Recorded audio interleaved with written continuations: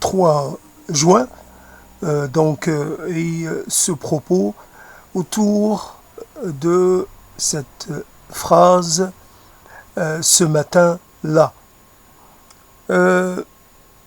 J'aimerais en fait avoir le temps qui convient à ce traitement.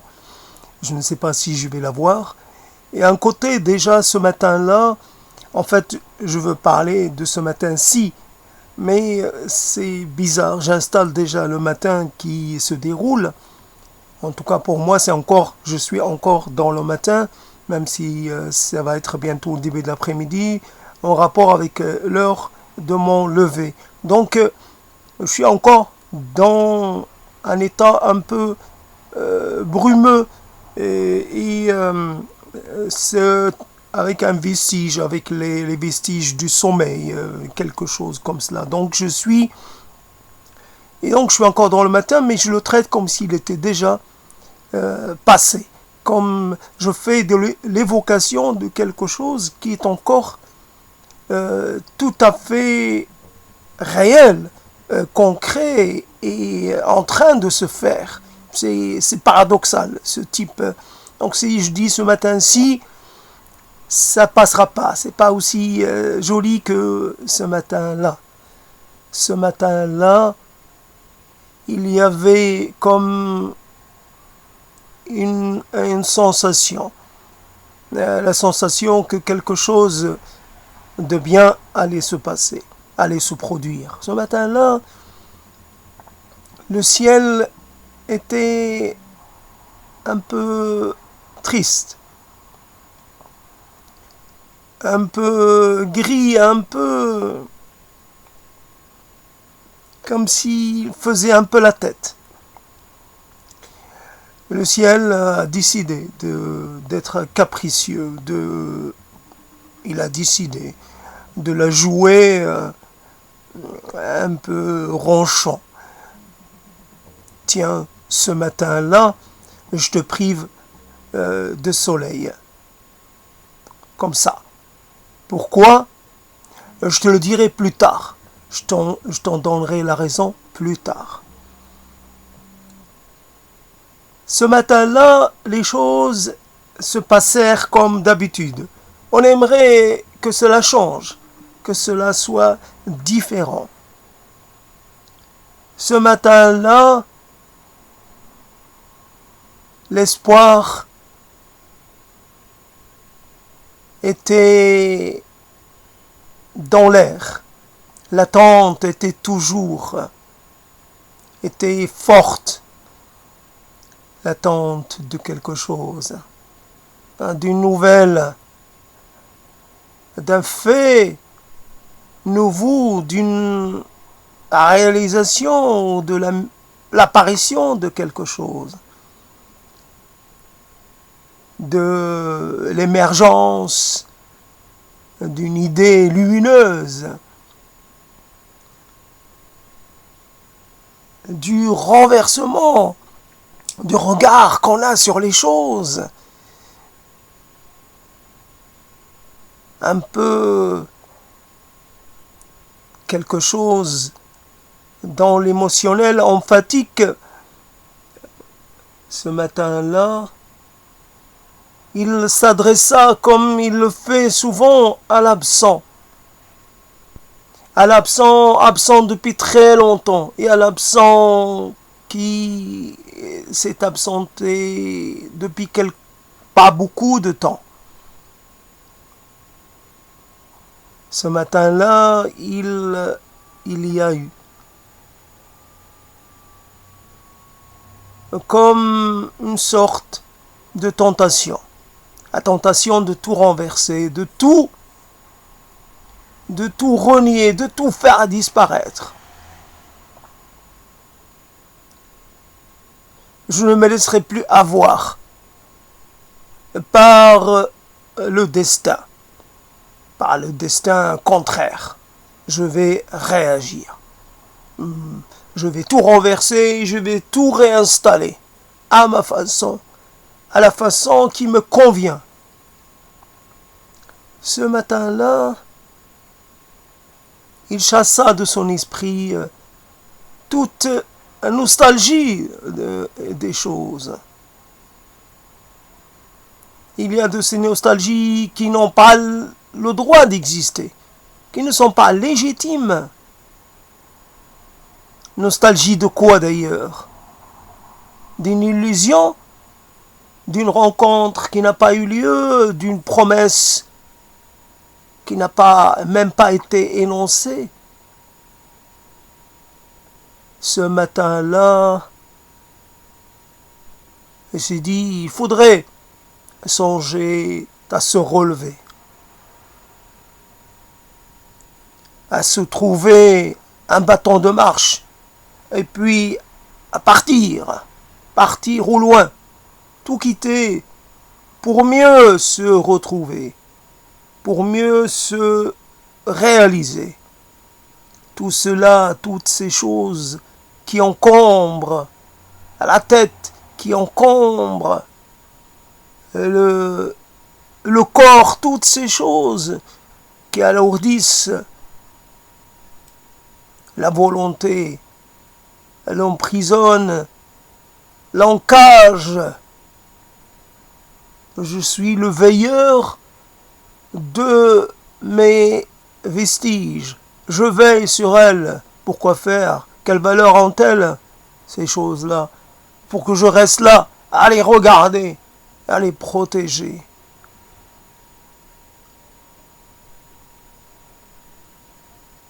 Quelque chose qui était l'amorce de quelque chose, et puis cela est resté au stade de l'amorce.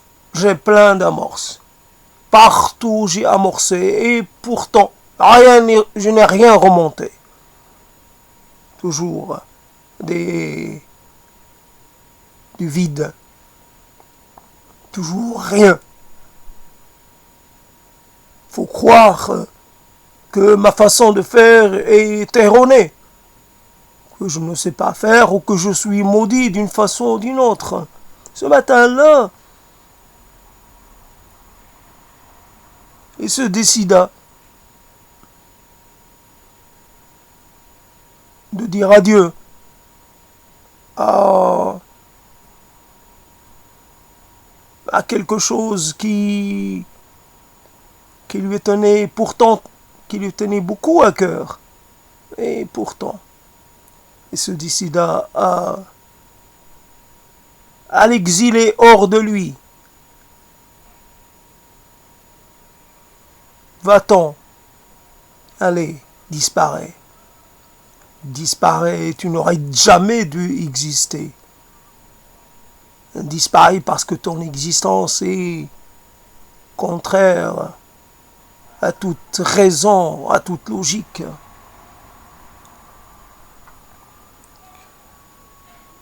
Ce matin-là, ou peut-être un autre matin, ou peut-être un matin qui n'est pas encore venu, ou peut-être un matin qui ne viendra jamais. Ce matin-là, j'ouvre mes bras et j'essaye de ramener vers moi quelque chose. De cet invisible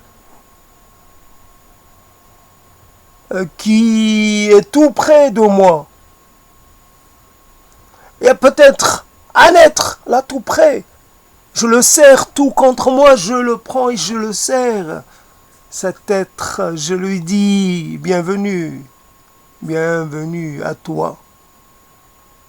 Allez, nomme-toi, énonce-toi, dis-moi qui tu es, toi qui me côtoies depuis longtemps.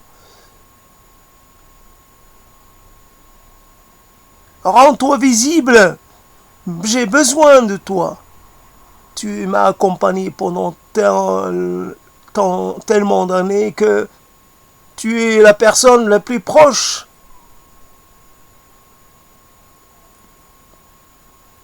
Ouvrir les bras pour tenter d'attraper quelque chose, de ce temps qui fuit, de ces de ces prophéties de malheur qui se réalisent, pour chasser pour tenir loin de soi. Je me suis trompé dans ce que j'ai dit. Je ne peux pas avoir un geste d'amener vers moi les prophéties du malheur. Enfin, ça m'a échappé dans le fil de la parole. Et en fait, oui, pour tenir hors de soi, loin de soi, les prophéties, les assauts de l'adversité, les coups du sort, les blessures que nous inflige le temps, les blessures visibles et invisibles, les blessures légères et les blessures profondes, les blessures bénignes et les blessures malignes, toutes ces blessures-là qui nous réduisent à l'état de charpie.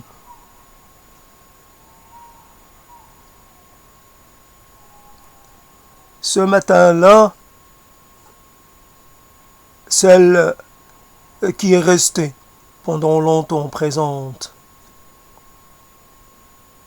quelque part présente, jamais absente. Quand elle s'absentait, elle revenait. Elle revenait toujours. Pourquoi?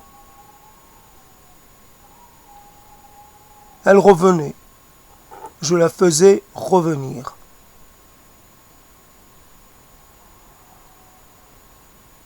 Un peu, je m'entêtais. Je le faisais par une sorte de fidélité indemandée, une fidélité non requise. Pourquoi cela? Pourquoi par-delà le temps long, je continue à veiller sur un souvenir? Pourquoi je continue de protéger la mémoire de quelqu'un?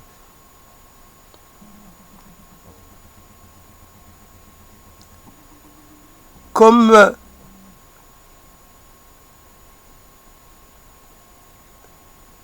voilà que vient le moment où il faut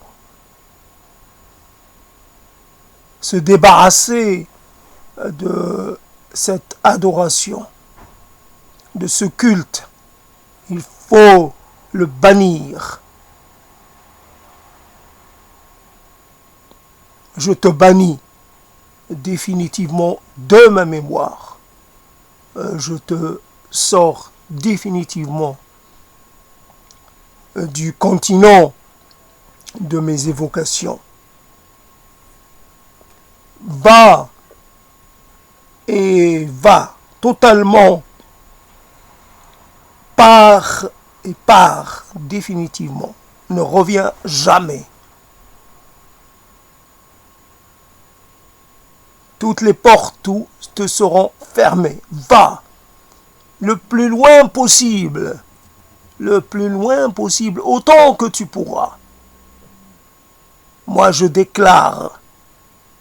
déclare plus aucune responsabilité, aucun devoir.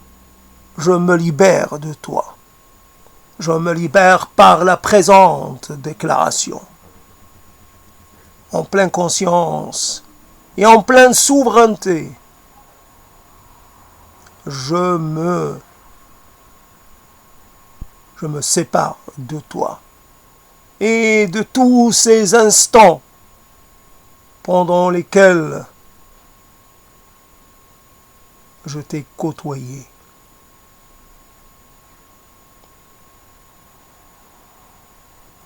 Oui, ce matin-là est un matin différent, parce qu'il signifie quelque chose de plus ou de moins.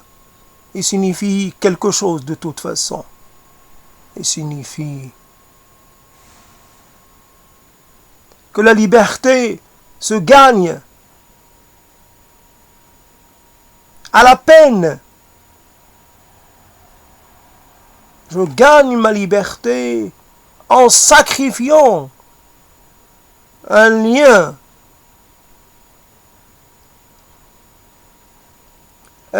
de subordination.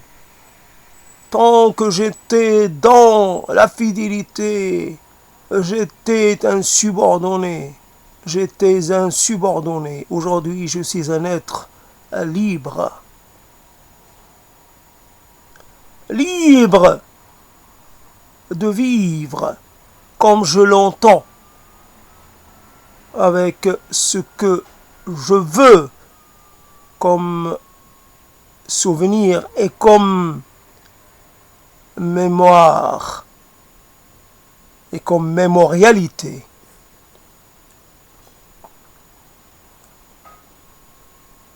Ce matin-là, il y a eu cette idée de parler parler comme ça. Courir derrière. Courir derrière. Il y a un moment où on a l'impression qu'on court derrière le temps. Derrière le temps qui reste. Le temps, combien de temps, etc., etc. La question sempiternelle. Mais ô combien inutile courir derrière. Il y a toujours quelque chose qu'il faut accomplir parce que bientôt ça sera trop tard. Bientôt ces horizons-là qui s'annoncent. Bientôt ça va échapper à mon contrôle. Bientôt je vais perdre cette chose-là. Combien de choses j'ai perdu. Courir derrière pour garder, pour ne pas laisser partir, pour ne pas laisser se perdre, pour ne pas laisser se défaire, pour ne pas laisser s'en aller. Ne t'en vas pas, j'ai encore besoin de toi. Ne t'en vas pas, reste, reste. Allez, fais un effort et reste. Force-toi à rester. Ne t'en vas pas. Ne t'en vas pas, ne t'en vas pas et ne t'en vas pas.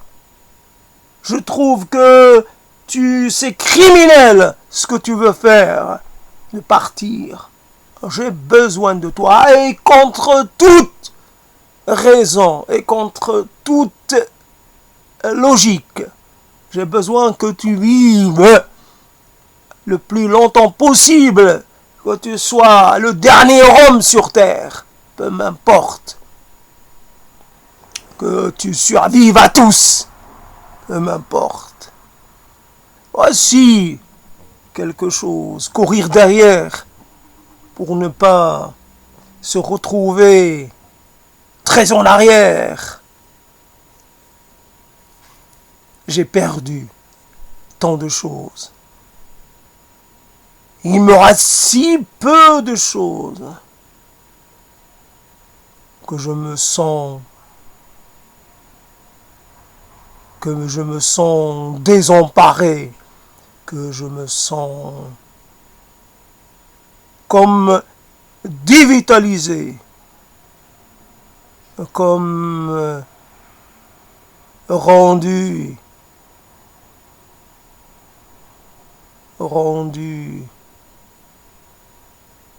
insignifiant, inconsistant, vide de toute référence, vide de toute relation, vide de toute histoire, vide de tout lien, de toute extension. Je suis réduit à moi-même.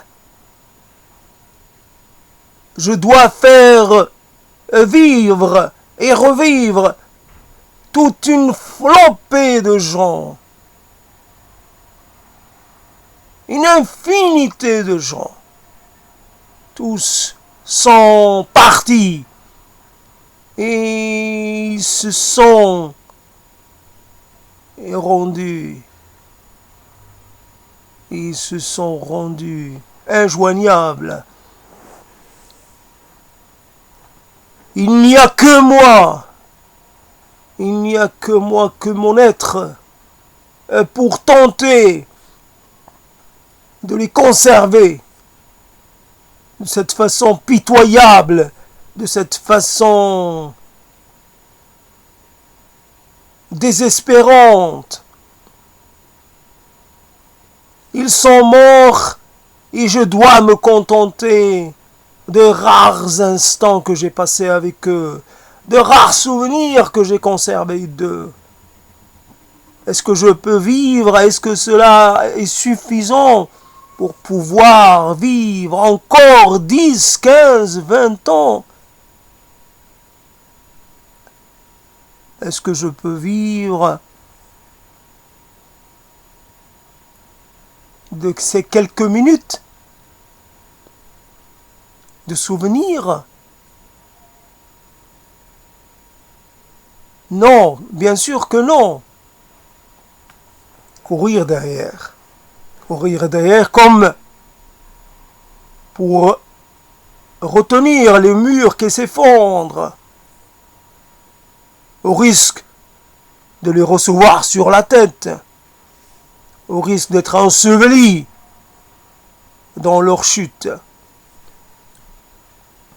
Comment lutter contre cette issue fatale?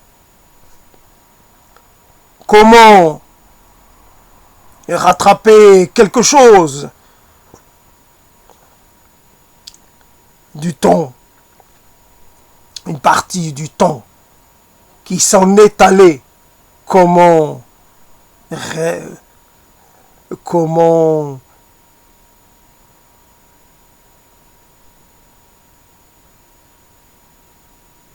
trouver ou retrouver une raison d'être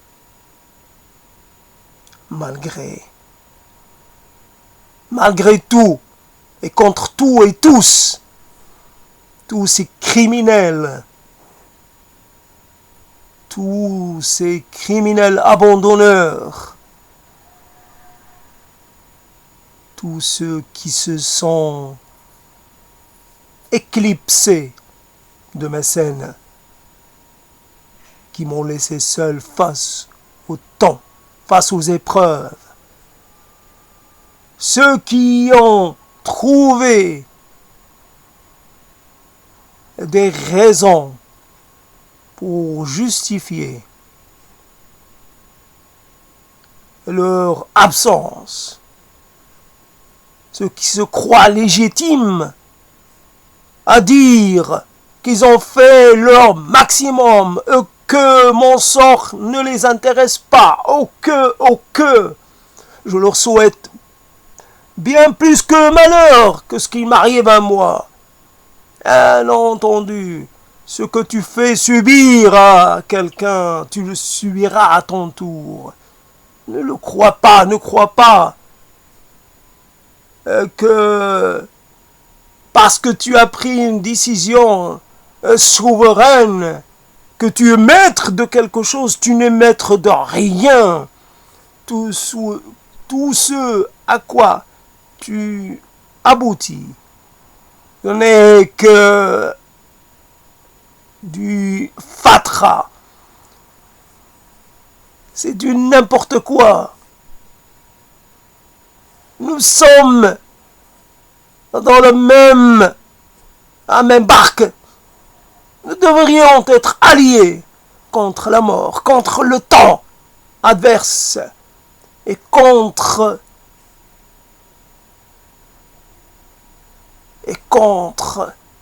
le destin indifférent. Nous devrions être alliés plutôt que d'être comme ça, chacun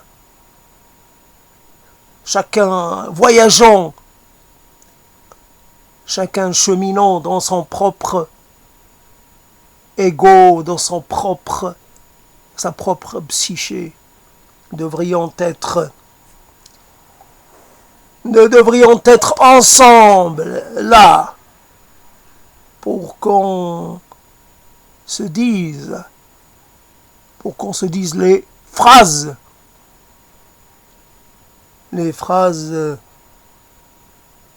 qui donnent un espoir, les phrases qui nous persuadent que nous avons un sursis, que nous pouvons encore faire quelque chose, que nous pouvons contrarier les desseins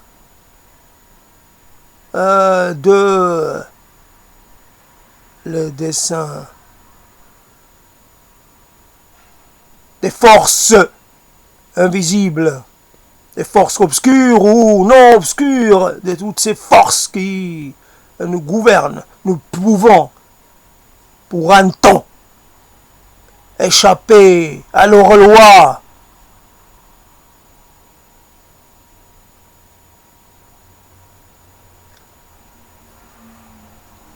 Courir derrière, ça fatigue. Je cours derrière toi. Et toi, plus je cours, plus tu t'éloignes. Plus tu accélères. Alors accélère.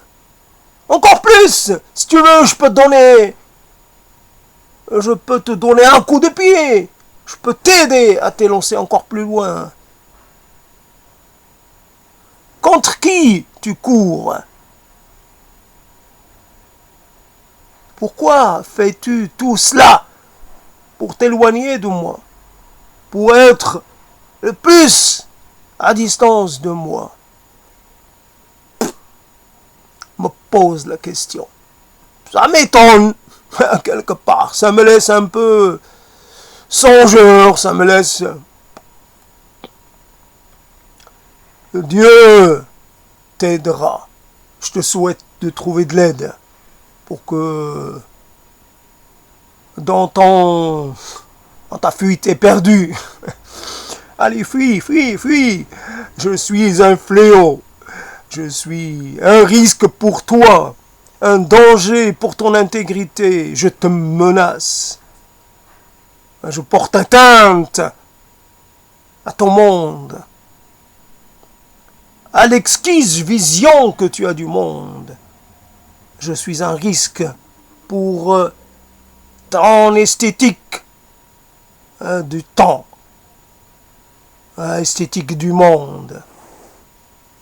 Je suis une contrariété que tu ne veux point voir. Je suis un élément perturbateur et tu veux absolument te tenir le plus loin possible. Vas-y, efface-moi de ta mémoire. Efface-moi de tes mots. Efface-moi totalement. Et absolument. Et définitivement. Vas-y. Fais-le. Fais-le. Efface-moi. Oblitère-moi. Tu y arriveras. Je te fais confiance. Tu y arriveras. Parce que tu es quelqu'un qui arrive jusqu'au bout de ses désirs. Quand il a décidé quelque chose, il y va. Et là, c'est pour lui comme une œuvre, l'œuvre de sa vie, comme quelque chose qui mérite d'être réalisé. Sa croisade à lui, sa guerre sainte. Bravo, qui brava. Vas-y.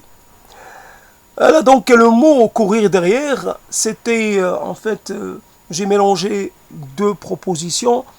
La première, c'était pour parler, en fait l'idée c'était de parler d'une personne à laquelle je ne devrais pas penser. Donc j'ai essayé, en fait, à un moment, je voulais finir avec la présence médiatique de Serre. À un moment, j'ai un problème avec le texte que j'ai fait à propos de Serre risque de ne pas me plaire. Et donc, en fait, trouver un titre global pour essayer de tout inclure dedans. Ça ne marche pas, ça n'a pas marché, ça n'a pas fonctionné pour ce matin-là. Après, j'avais pensé, avant de penser à ce matin-là, j'avais pensé à courir derrière. En fait, c'est courir derrière le patrimoine familial, courir derrière le rêve de paternité, courir derrière les gens que j'ai perdus pour essayer d'en rattraper, pour essayer de nouveau d'avoir un tissu social autour de moi, pour essayer de trouver de la matière pour de nouvelles propositions, pour de nouveaux mots, pour de nouvelles associations de mots. J'ai besoin de gens, mais fondamentalement, c'est un besoin, c'est aussi en même temps un besoin et c'est aussi en même temps une contradiction avec un désir d'auto-satisfaction. Je veux me contenter de moi-même. Et je sais que c'est dangereux même pour la santé mentale d'un être. Et alors, mais que quelque part, j'ai atteint les limites de l'auto-alimentation, de l'auto-inspiration. J'ai atteint les limites de cette chose-là. Donc il faut que j'aille ailleurs. Alors, un événement est arrivé ce matin, je ne vais pas le détailler. Donc, et finalement, on est toujours tenté à partir d'un élément. On va dire un élément qui, pris isolément, n'a pas beaucoup d'importance. Il ne signifie pas une rupture ou quelque chose. Il est plutôt la confirmation, l'ultime confirmation de quelque chose qui a pris naissance il y a longtemps. C'est logique. Mais on pourrait être tenté de l'associer à d'autres éléments et plus on associe, plus on en rajoute et ça devient une boule de neige, ça fait effet boule de neige et on pourrait partir très loin dans la remise en question de soi et ça ne doit pas se faire. On ne doit pas faire dire à quelque chose plus que ce qu'elle ne signifie réellement. Certaines choses ont une signification, bien entendu, comme toute chose. Mais il ne faut pas les faire surparler. Il ne faut pas les surinterpréter et les suramplifier. Il faut les prendre pour ce qu'elles représentent. C'est une petite chose, minuscule, dans le grand ensemble des choses qui puissent arriver. Évidemment, je suis largement plus touché parce que ce qui arrive au Soudan, j'étais touché par ce qui est arrivé au Mozambique. Personne ne parle du Mozambique et des inondations catastrophiques, bien entendu. Mais je peux parler de ce qui arrive aux Soudanais. Je peux dire que la chose qui s'annonce est sûrement assez catastrophique pour l'avenir de ce pays. Donc, c'est cela. Alors, je me projette hors, évidemment, de mon cadre privé, de mon cadre local, de mon cadre national, continental. Je suis ailleurs. Et oui, je suis ailleurs. Parce que c'est un ailleurs qui m'est proche. Voilà quelque chose. Donc, je suis inquiet pour ce pays-là. Parce que ça confirme quelque chose. Et là, si je compare cet élément avec cet autre élément, il n'y a pas de comparaison possible. C'est l'infime contre quelque chose de majeur. Il y a le mineur ultra mineur et puis il y a le majeur qui est là aussi. Il faudrait l'intégrer dans quelque chose de plus grand que lui. Mais c'est un élément déjà d'une dimension assez importante. Donc voilà comment mais ce qui est intéressant dans la psyché humaine, quelquefois, elle nous offre des sorties, des points de sortie, elle nous n'offre rien, mais quelquefois elle nous offre des points de sortie. Et donc on peut dire que contrairement à ce qui est prévu, l'élément déstabilisant au lieu qu'il soit un élément, comment dire, déconstruisant, il devient un élément construisant. Parce qu'il y a une volonté de rattrapage. Quelqu'un qui vous sous-estime peut vous conduire à vouloir lui prouver, même en son absence, évidemment en son absence, c'est ça le plus important, que vous êtes autre chose que ce que lui, il peut penser ou il a pu penser, que vous êtes autre chose. Je dirais pas mieux ou moins bien, c'est pas un jugement qualificatif, c'est juste autre chose. Reste, vous voyez que je reste assez mesuré. Autre chose. Que depuis le jour où vous l'avez quitté, vous avez continué de voyager. Que vous ne vous êtes pas arrêté. Que vous n'êtes plus la personne qu'elle a connue.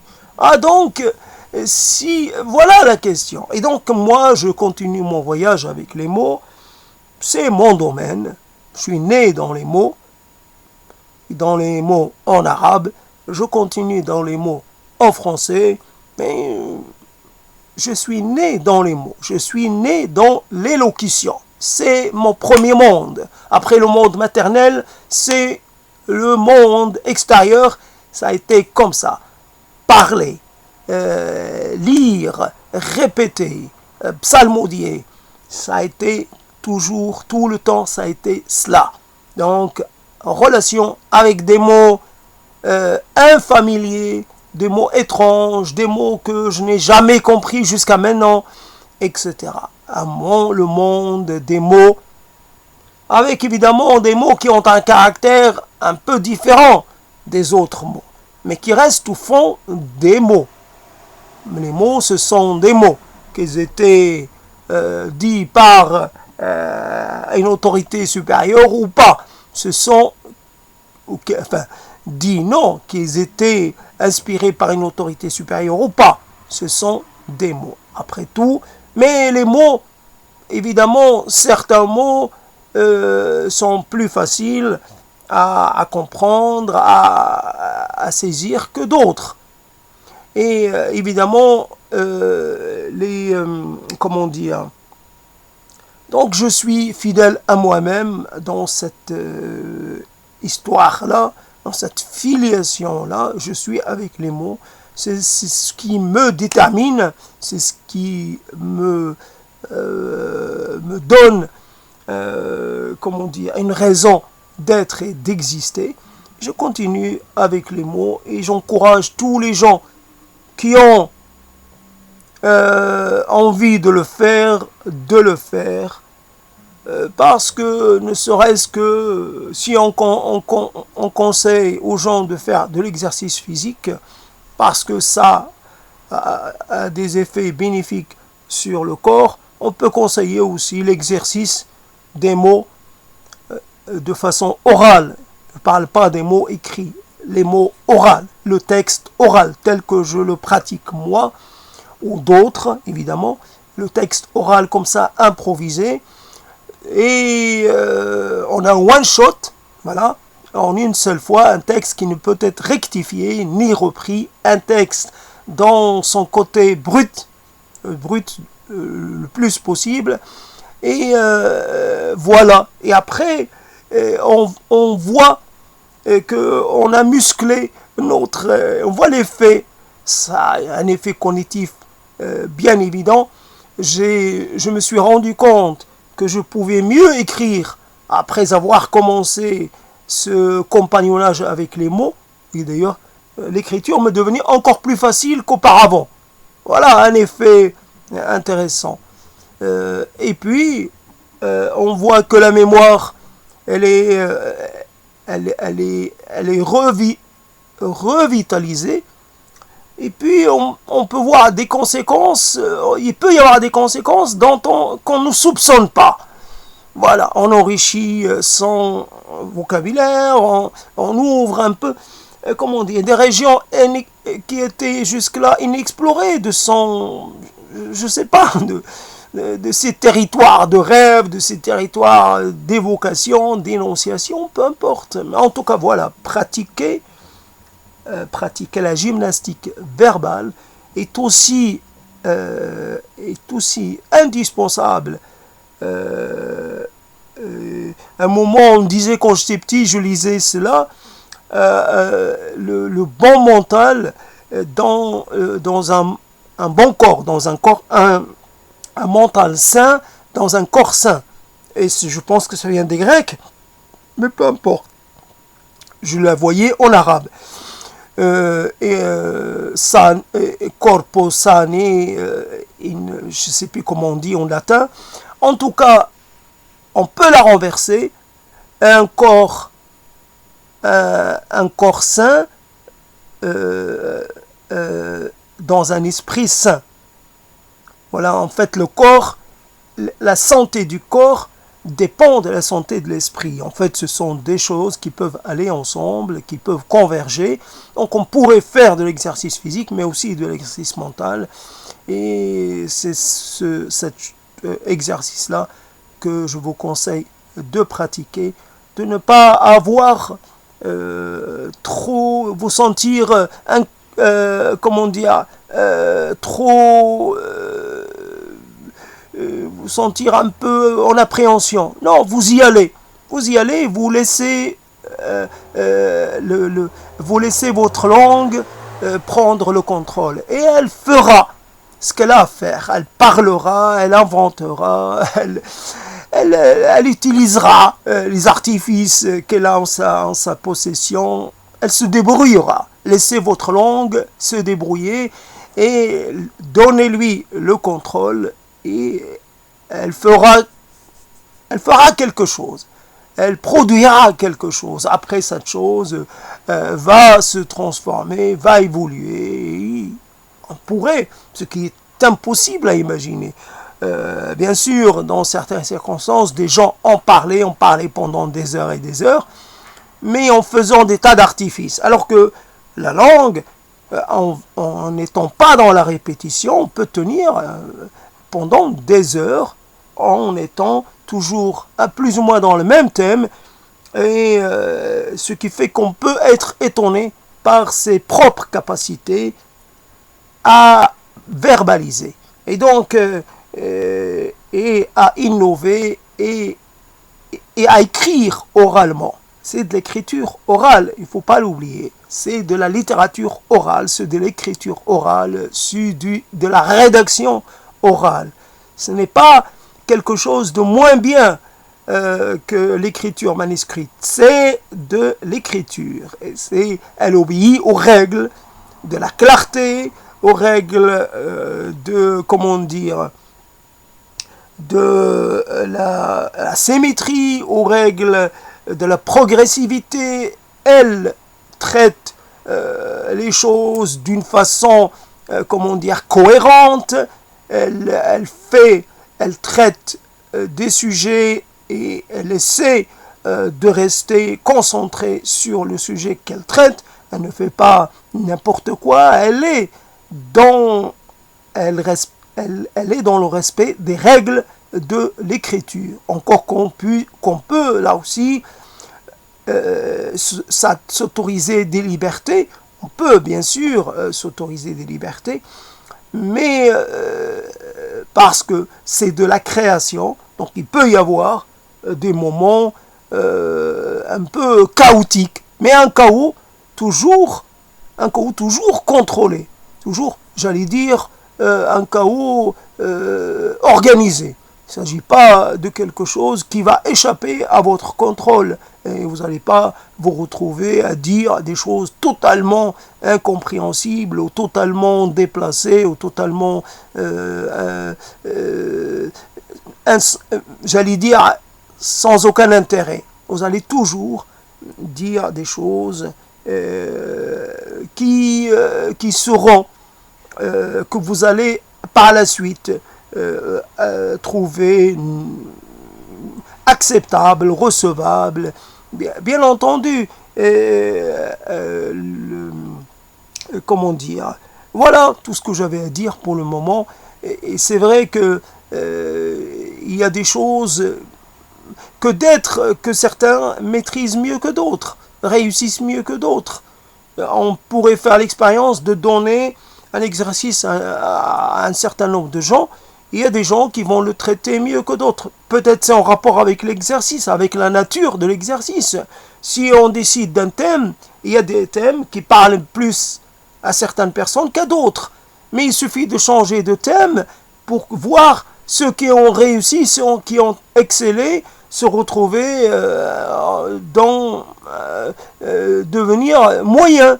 Voilà, donc c'est en fonction du thème, en fonction du moment, en fonction de tout un tas de choses. Il faut pas se sous-estimer, il faut toujours penser qu'on est bon dans la chose qu'on fait, et parce qu'on le fait de bonne volonté, on le fait avec tous les moyens qu'on a, on se donne dans cet exercice, on ne s'épargne pas, on ne s'économise pas, on se donne corps et langue, corps et, je vais dire corps et bouche, et voilà.